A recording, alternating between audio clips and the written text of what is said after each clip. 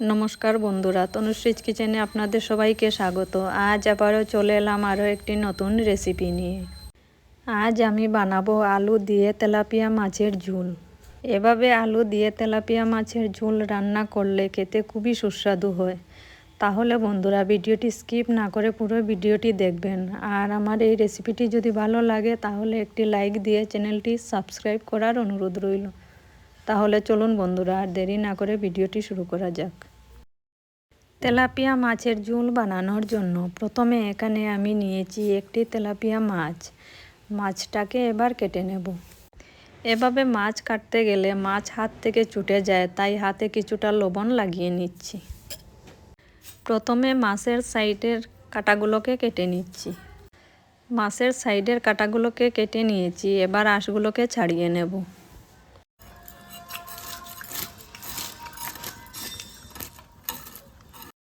আঁশ ছাড়ানোর পর এবার মাছটাকে পিস করে নেব। প্রথমে মাছের মাথাটাকে আলাদা করে নিচ্ছি। মাথা আলাদা করার পর মাছটাকে আমি 3 পিস করে নেব। মাছটা কাটা হয়ে গেছে, এবার মাছের পিসগুলোকে ভালোভাবে ধুয়ে পরিষ্কার করে নেব। মাছটাকে আমি ভালোভাবে ধুয়ে পরিষ্কার করে নিয়েছি। এবার এর মধ্যে দিয়ে দিচ্ছি অল্প লবণ আর অল্প হলুদ গুঁড়ো, আর দিয়ে দিচ্ছি অল্প লঙ্কার গুঁড়ো, আর দিয়ে দিচ্ছি 1 চামচ মতো সর্ষের তেল। সব কিছু দেওয়ার পর এবার মাছের পিসগুলোকে ভালোভাবে মেখে নেব। আমি মাছের মাথাটাকেও একসাথে দিয়ে দিয়েছি। মাছের পিসগুলো মাখানো হয়ে গেছে, এবার এগুলোকে সাইডে রেখে আলুটাকে কেটে নিচ্ছি। এখানে আমি বড় সাইজের একটি আলু কষা ছাড়িয়ে নিয়েছি। আলুটাকে এবার কাটবো।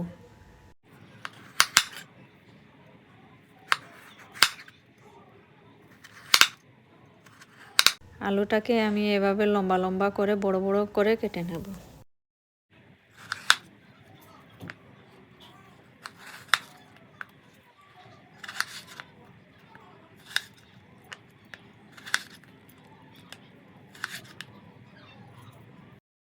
আলুটা কাটা হয়ে গেছে, এবার একটি প্লেটে তুলে নিচ্ছি।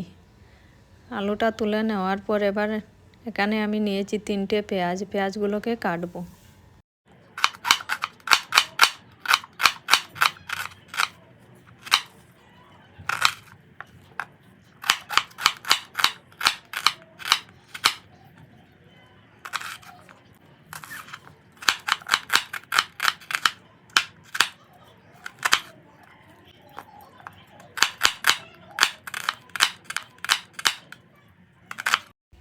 পেঁয়াজগুলো কাটা হয়ে গেছে, এবার এদিকে একটি কড়াই বসিয়ে দিয়েছি। একটি কড়াই বসিয়ে এর মধ্যে দিয়ে দিচ্ছি কিছুটা সর্ষের তেল।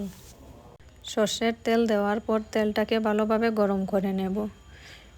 তেলটা ভালোভাবে গরম করা হয়ে গেছে, এবার এর মধ্যে দিয়ে দিচ্ছি লবণ হলুদ মাখানো মাছগুলো। মাছের পিসগুলোকে এবার উল্টে পাল্টে ভাজবো।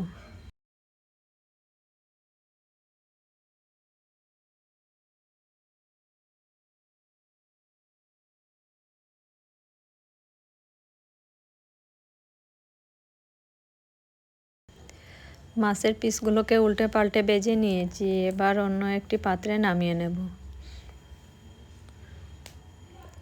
মাছের পিসগুলো নামানো হয়ে গেছে, এবার একই তেলের মধ্যে দিয়ে দিচ্ছি কেটে রাখা আলু।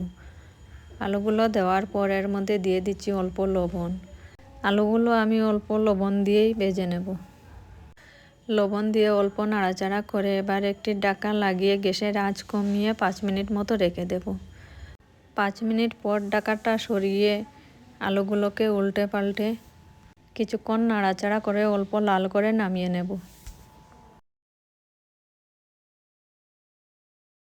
আলুগুলো ভাজা হয়ে গেছে, এবার অন্য একটি পাত্রে নামিয়ে নিয়েছি। মাছ আর আলু ভাজার পর কড়াইতে কিছুটা তেল বেঁচে গিয়েছে, এবার এর মধ্যে আরও 2 চামচ মতো সর্ষের তেল দিয়ে দিচ্ছি। তেল দেওয়ার পর এর মধ্যে দিয়ে দিচ্ছি অল্প কালো জিরে। কালো জিরে দেওয়ার পর এর মধ্যে দিয়ে দিচ্ছি কেটে রাখা পেঁয়াজ। পেঁয়াজ দেওয়ার পর পেঁয়াজগুলোকে কিছুক্ষণ নাড়াচাড়া করে ভাজবো। পেঁয়াজগুলো নাড়াচাড়া করে ব্রাউন করে ভেজে নিয়েছি, এবার এর মধ্যে দিয়ে দিচ্ছি টমেটো পেস্ট। এখানে আমি একটি টমেটো পেস্ট করে নিয়েছিলাম।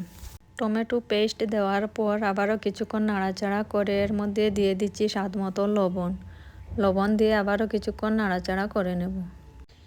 পেঁয়াজ আর টমেটো কিছুক্ষণ নাড়াচাড়া করার পর পেঁয়াজ আর টমেটো থেকে তেল ছেড়ে দিয়েছে। এবার এর মধ্যে দিয়ে দিচ্ছি চিড়ে রাখা 4টে কাঁচা লঙ্কা আর দিয়ে দিচ্ছি 2 চামচ মতো আদা বাটা। তারপর দিয়ে দিচ্ছি হাফ চামচ হলুদ গুঁড়ো, হাফ চামচ লঙ্কার গুঁড়ো, 1 চামচ জিরে গুঁড়ো আর দিয়ে দিচ্ছি অল্প কাশ্মীরি লঙ্কার গুঁড়ো।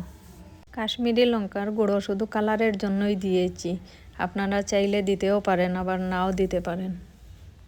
এবার মশলাগুলোকে পেঁয়াজের সাথে ভালোভাবে মিশিয়ে নেব। মশলাগুলো ভালোভাবে মেশানো হয়ে গেছে। এবার এর মধ্যে দিয়ে দিচ্ছি অল্প জল দিয়ে 5 মিনিট মতো মশলাটাকে ভালোভাবে কষিয়ে নেব।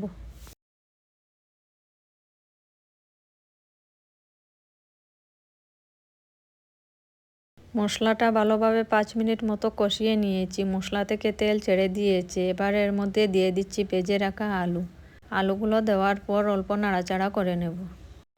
আলুগুলো দেওয়ার পর ভালোভাবে মশলার সাথে মিশিয়ে নিয়েছি। এবার দিয়ে দিচ্ছি ঝোলের জন্য জল দেওয়ার পর অল্প নাড়াচাড়া করে ঝোলটাকে ভালোভাবে ফুটিয়ে নেব।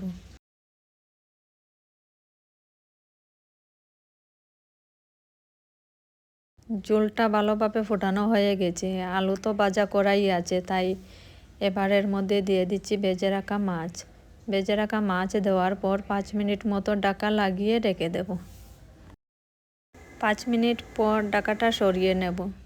ঢাকাটা সরিয়ে অল্প নাড়াচাড়া করে এর মধ্যে দিয়ে দিচ্ছি কুচি করে কেটে রাখা ধনেপাতা দেওয়ার পর অল্প নাড়াচাড়া করে ঝোলের সাথে ভালোভাবে মিশিয়ে নেব। ধনেপাতাগুলো ভালোভাবে মিশিয়ে নিয়েছি। দেখতেই পাচ্ছেন বন্ধুরা ঝোলটা কতটা সুন্দর হয়েছে। আমার তেলাপিয়া মাছের ঝোল পুরো তৈরি হয়ে গেছে। এবার একটি পাত্রে নামিয়ে নেব। এভাবে আলু দিয়ে তেলাপিয়া মাছের ঝোল রান্না করলে গরম গরম ভাতের সাথে আর কিছুই লাগবে না। তাহলে বন্ধুরা আমার আজকের এই রেসিপিটি আপনাদের কেমন লেগেছে তা অবশ্যই কমেন্ট করে জানাবেন আর ভিডিওটি শেয়ার করে দেবেন। তাহলে বন্ধুরা আজকের মতো ভিডিওটি এখানেই শেষ করছি। আবারও দেখা হচ্ছে আরও একটি নতুন ভিডিওতে নতুন রেসিপির সাথে।